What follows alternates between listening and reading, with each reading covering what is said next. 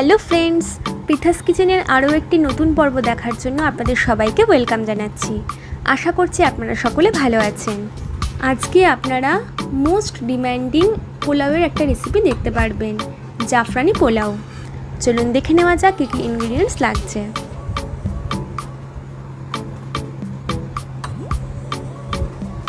এবার আমরা প্রসিডিওর দেখে নেব। 500 গ্রাম মতো আমি বাসমতি চাল নিয়েছি।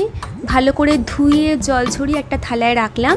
এবার এর মধ্যে এক এক করে 2টো তেজপাতা, গরম মশলা গুঁড়ো, আদা বাটা, 1 টেবিল স্পুন মতো ঘি আর সামান্য পরিমাণে নুন দিয়ে দিলাম। এবার এটাকে ভালো করে মাখিয়ে নিতে হবে। মাখানোর পর প্রায় 1 ঘন্টা এটাকে ঢাকা দিয়ে রেখে দিতে হবে। তারপর রান্নাটা করতে হবে।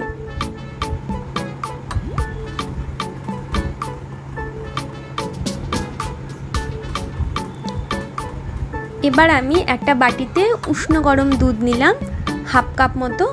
তার মধ্যে আমি কিছুটা জাফরান দিয়ে দিলাম। এটাকে ভালো করে গুলে নিচ্ছি। এটা আমাদের পোলাওয়ের একদম শেষে স্টেপে লাগবে। এবার আমি কড়াইয়ে সাদা তেল গরম করে ওর মধ্যে 2 টেবিল স্পুন মতো ঘি দিয়ে দিলাম। ঘি গলে যাওয়ার পর ওর মধ্যে এলাচ, দারচিনি, লবঙ্গ দিয়ে দিলাম। হালকা করে নেড়ে নেব।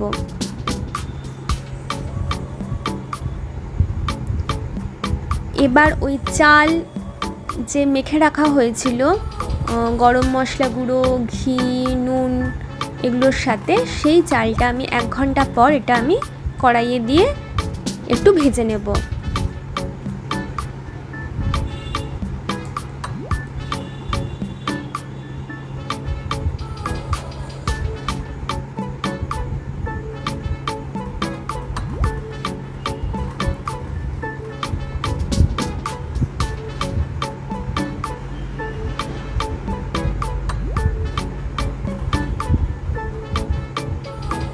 একটু সময় নিয়ে ভালো করে ভেজে নেব এর চালটাকে।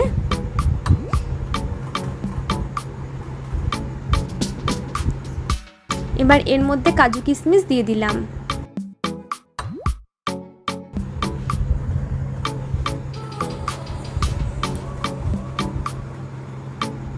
দিয়ে ভালো করে একটু নেড়ে চেড়ে নিচ্ছি।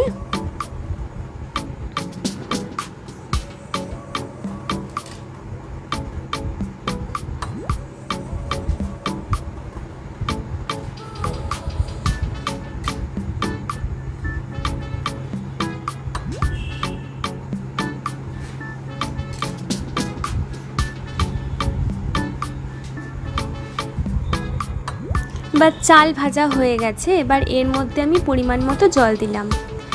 জলের পরিমাণটা এরকম হবে, আপনি যদি 1 গ্লাস পরিমাণ চাল নেন তাহলে 2 গ্লাস পরিমাণ মতো জল দিতে হবে। এইভাবে আপনারা বুঝে পরিমাণটা দেবেন। আমি এর মধ্যে 2 টেবিল স্পুন মতো দারচিনি গুঁড়ো দিয়ে দিলাম। পরিমাণ মতো নুন দিলাম, দিয়ে একটু নেড়ে নেব।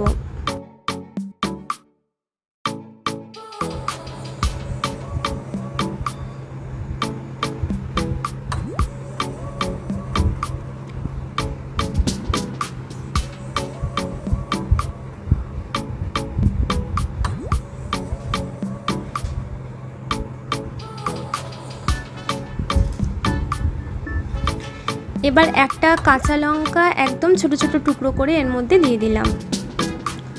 আর দিলাম চিনিটা আপনারা পরিমাণ বুঝে দেবেন, যেরকম আপনারা মিষ্টি পছন্দ করেন সেই অনুযায়ী চিনির পরিমাণটা দেবেন। এবার ভালো করে একবার নাড়িয়ে নিচ্ছি।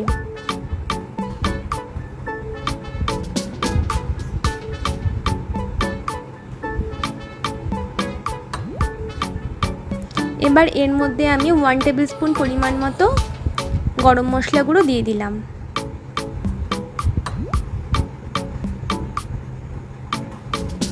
এবার ঢাকা দিয়ে দিলাম।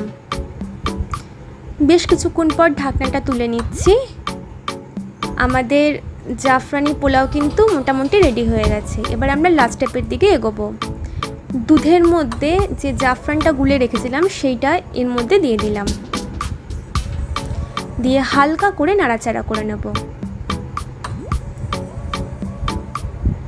আমাদের আজকের রেসিপি জাফরানি পোলাও কিন্তু একদম রেডি হয়ে যাচ্ছে। একটু সাবধানে নাড়াচাড়া করতে হবে, কারণ চালটা ভেঙে যাওয়ার চান্স থাকে। এবার আমি গ্যাসটাকে অফ করে দিলাম। আজকের জাফরানি পোলাও একদম রেডি হয়ে গেছে। খুবই সহজ রেসিপি, আপনারা বাড়িতে একবার অন্তত ট্রাই করবেন। আজকে আমি এটা বাটার চিকেনের সাথে সার্ভ করছি। আপনারা চাইলে মাটন অথবা পনিরের কোনো রেসিপির সাথেও আপনারা সার্ভ করতে পারেন, খেতে কিন্তু অপূর্ব লাগে। রেসিপিটা ভালো লেগে থাকলে আমার চ্যানেল অর্থাৎ পিথাস কিচেন চ্যানেল সাবস্ক্রাইব করবেন, আর চ্যানেলে লেটেস্ট রেসিপির নোটিফিকেশান পাওয়ার জন্য বেল বাটন প্রেস করবেন। তাহলে আজ এই পর্যন্ত, নেক্সট দিন অন্য কোনো রেসিপি শেয়ার করব। আপনারা সকলে ভালো থাকবেন, আর এই ভিডিওটা দেখার জন্য অনেক ধন্যবাদ।